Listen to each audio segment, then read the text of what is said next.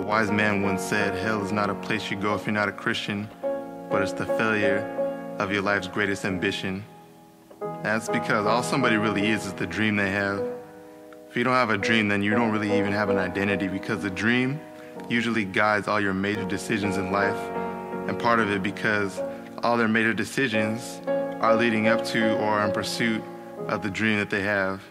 And if they aren't, that means someone else is living their dream through them, or even worse, they don't have a dream at all. For example, if you know someone that is seriously pursuing something, ask them why. If their answer doesn't have the 3 words, because I love in it, then it's not their dream.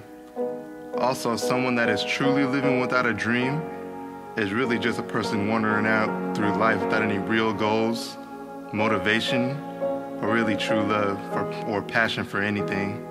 But that's not living in the first place. I know it's a cliche, but it's just sort of existing.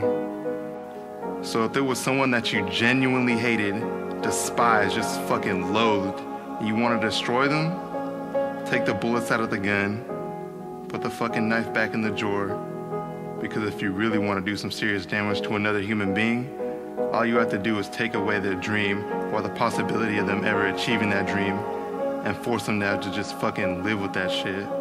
Because at the end of the day, when it's all said and done, that's all you have.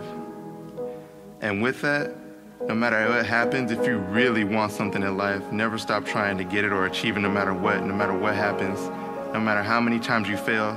Because really, it sounds kind of stupid too, kind of cliche, but you know, the only real true failure is when you stop trying.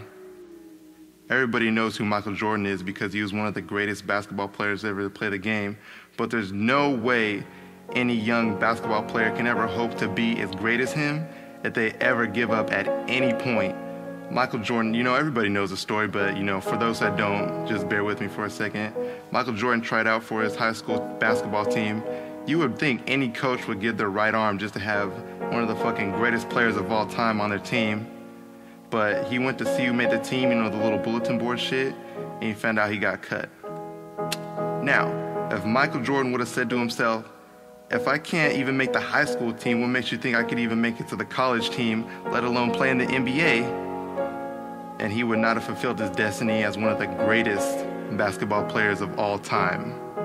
But also, even with that, there would be no Jordan shoes, you know, at all everybody wears, you know what I mean? That was basketball, but that doesn't just apply to sports.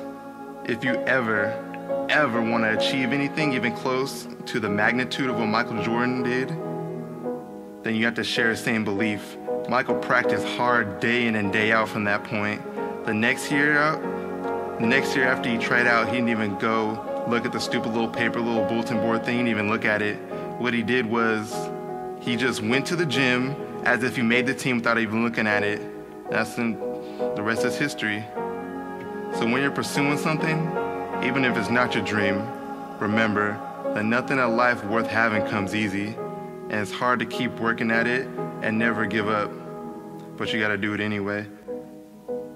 But if you're sitting here listening to this and you don't have a dream, I believe what I've said here is sort of a lullaby, and hopefully it will encourage you to fall asleep and dream.